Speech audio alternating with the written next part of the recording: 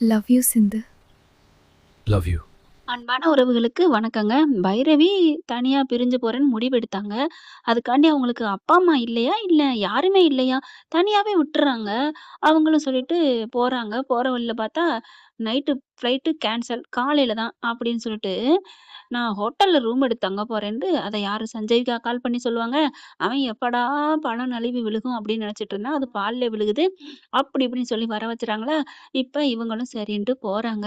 சஞ்சய்க்கு ஒரே ஆசை, ஒரே குஷி. அப்பாடா! இப்ப வந்த அவள எப்படியும் விடக்கூடாது அப்படின்னு சொல்லிட்டு பார்த்தீங்கன்னா, சும்மா குளிச்சுட்டு சென்ட் கின்ட்லாம் அடிச்சுட்டு செம்ம மூடுல உட்காந்துட்டு இருக்காரு. பைரவியும் வாராங்க. பார்க்கும்போதே ஒரு மாதிரி ஆகுது. என்ன சஞ்சய் ஒரு மாதிரியா இருக்கான் அப்படின்ட்டு வாராங்க.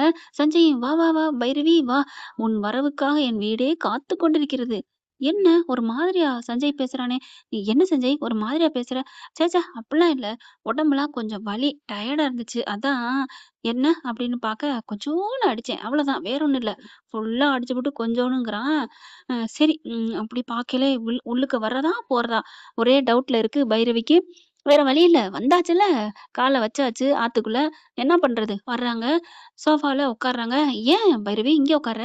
வா உனக்காக ஏசி போட்டு ரூம் வச்சிருக்கேன் வா" அப்படின்னு கூப்பிட, "இல்ல சஞ்சய் நான் இங்கேயே படுத்துக்கிறேன். இங்கேயே இருந்துக்கிறேன்." "அட நீ வேற சாப்பிட்டியா?" இல்ல நான் வர்ற வழியில ஒரு ஜூஸ் குடிச்சேன்" அப்படிங்கிறாங்க. "அதெல்லாம் முடியாது வா" அப்படின்னு கொண்டு போய் ஹால்ல உட்கார வச்சு, டைனிங் ஹால்ல உட்கார வச்சு, சாப்பாடு அது இதுன்னு கொண்டாந்து வைக்க, வேணாம் வேணான்னு சொல்ல, ஆனா அந்த பேட் ஸ்மெல் அடிக்குது. அப்படிங்கிற மாரி பார்க்குறாங்க. கொஞ்சோண்டு தான், ஒரு பெக்கு தான் அப்படின்ட்டு தடுமாறி, தடுமாறி எடுத்தாந்து வைக்கிறான். அதுக்கப்புறம் பார்க்குறாங்க, இவன் இப்படிலாம் இருப்பானா? மோசமானவனா? ஒரு மாதிரியா இருக்கே! அப்படின்னு சொல்லிட்டு சாப்பிட ஆரம்பிக்கிறாங்க. அப்படியே பார்க்குறான், ஃபேன் ஓடிக்கிட்டு இருக்கு. பைரவி ஒரு மாதிரியா இருக்க, அப்படியே கொஞ்சம் விலகுது ஆட, கொஞ்சம் ஒரு மாரியா ரசிக்க, அப்பா! எவ்வளோ நாள் கனவு! இன்னைக்கு நனவாக போகுது. பைரவி இன்னைக்கு உன்ன விடமாட்டேன்டி. இன்னைக்கு நான் உனக்கு காட்டுற காட்டுல என்னைய விட்டு நீ போகவே மாட்ட. என் காலடியில கிடப்ப. அப்படிங்கிற மாரி நெனச்சிட்டு இருக்க, இங்க என்ன பண்றாங்க, அத பார்க்கிறத பார்த்துர்றாங்க. அட பாவி மனுஷா! அதுவும் எப்படி நேரடியா பார்க்கலங்க. அங்க இருக்கிற கண்ணாடி ட்ரெஸ்ஸிங் டேபிள் இருக்கு பார்த்தீங்களா? அதுலருந்து தெரியுது. இவன் என்ன நம்மளே வச்ச கண் வாங்காம பார்க்குறான் அப்படின்னு டக்குன்னு புடவைய சரி செய்றாங்க. இவன் பாட்டுக்கு உளறி தள்ளுறான். "இங்க பாரு பைரவி, இந்தா சாப்பிடு. உனக்கு பிடிச்சதா வாங்கி வச்சிருக்கேன். உன்னைய எனக்கு எவ்வளோ பிடிக்கும் தெரியுமா?" என்னது இப்படிலாம் பேசுறான்? "ஏன் சஞ்சய் என்ன உனக்கு பிடிக்குமா?" அப்படிங்கல. "ஆமா, கொஞ்சமா நஞ்சமா எனக்கு அவ்வளோ பிடிக்கும் பைரவி. எவ்வளோ உன்னை நான் விரும்பியிருக்கேன் தெரியுமா?" "என்னது? ஆ ஃப்ரெண்டா?" அப்படின்னு சொல்றான். ஆனால அவனால இருக்க முடியல. வாய் கொளறுது. சாப்பிட்டு கொஞ்சோண்டு சாப்பிட்டு நான் போய் படுக்கிறேன் அப்படின்னு வேகமா போறாங்க. இரு இரு பைரவி போகலாம். பேசிட்டு இருந்துட்டு போலாமே" அப்படின்னு சொல்ல, "அதெல்லாம் ஒண்ணும் வேணாம். இதெல்லாம் எடுத்து வச்சுட்டு நீ போய் படு. நான் போய் படுக்கிறேன்" அப்படின்னு பைரவி என்ன பண்றாங்க, போறாங்க. இவன் தவறுதலா தான் ரூம்ப காமிச்சுறான். "இதான் ரூமு போய் படுத்துக்கோ. படு நான் அப்புறம் வர்றேன்." ஆசையா இருக்கிறாங்க. எல்லாத்தையும் எடுத்து வச்சுட்டு போன்னு சொல்லிட்டு, இந்த புள்ள போயிட்டு கதவ சாத்திட்டு பாக்குது. ரூம்லாம் பார்த்தா, அது வந்து அவ ரூம்பா. எல்லா ரூமையும் அப்படியே எல்லா பக்கட்டும் பாக்குறான். "என்ன நம்ம ஃபோட்டோவ ஒட்டி வச்சிருக்கான்? ஒண்ணும் புரியலையே!" அப்படின்னு பாக்க மெத்தைக்கு அடியில பார்த்தா, அப்படியே ஒரு ஃபோட்டோ பெருசாக்கி வச்சிருக்காங்க. போர்வைய எடுத்துட்டு பார்த்தா, 2 பேரும் கட்டி இருக்கிற மாரி, கட்டி புடிச்சிட்டு இருக்கிற மாதிரி.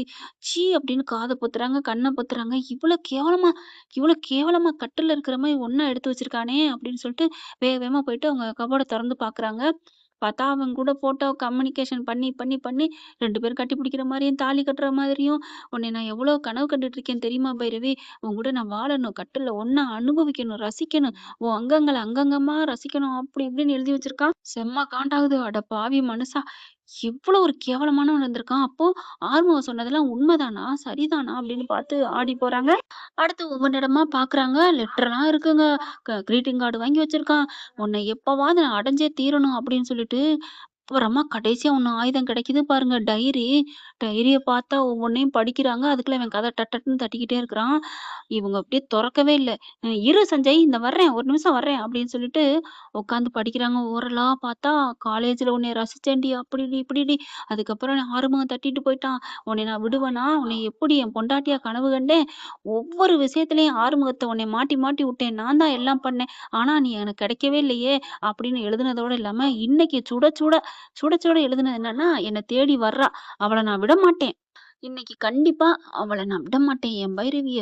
நான் இன்னைக்கு ஏதாவது பண்ணி, என் கூட அவள இருக்க வச்சு, அவ கூட குடும்பம் நடத்தி, அவ கழுத்துல தாலிய கட்டி, இன்னைக்கு அவள நான் ஒண்ணு சேருவேன் அவளோட அப்படின்னு எழுதி வச்சிருக்கான்.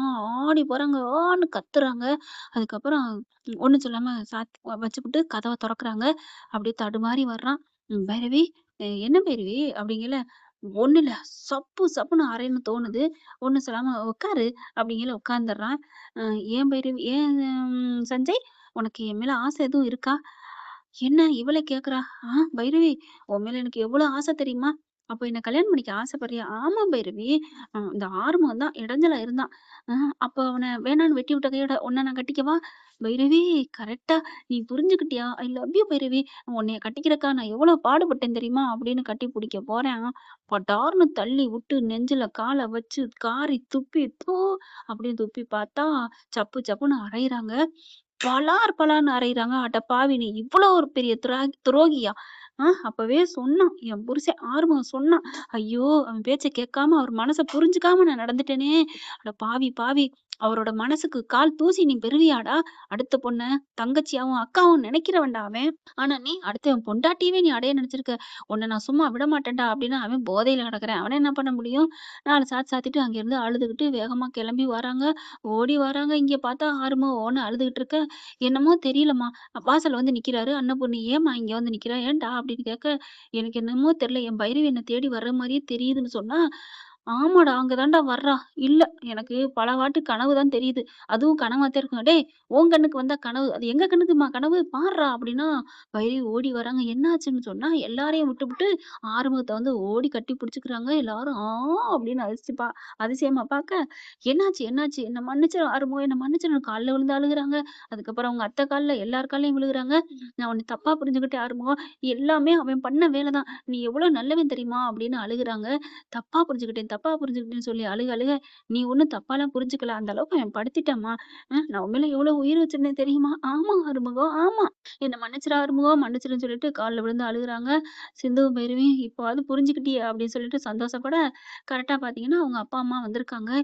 "என்னம்மா அப்பா, அம்மா வந்திருக்கீங்க?" அப்படின்னு கேட்க, "ஆமாம்மா, நீ வரேன்னு வந்தோம். ஆனா நீ போயிட்ட. எங்ககிட்ட கூட ஒரு வார்த்தை சொல்லலைல" அப்படின்னு சொல்லிட்டு எல்லாரும் கட்டி பிடிக்கிறாங்க. அவ்வளவுதாங்க. இனிமே என்ன இருக்கு? 2 பேரும் 2 குடும்பமும் ஒண்ணு சேர்ந்துருது.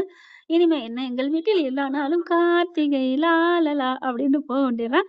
இந்த பதிவு உங்களுக்கு பிடிச்சிருந்துச்சுன்னா, உங்க பொண்ணான கையால ஒரு லைக்க போட்டு சப்ஸ்கிரைப் பண்ணி ஆதரவு குடுங்க அன்பு உறவுகளே. Thank you friends.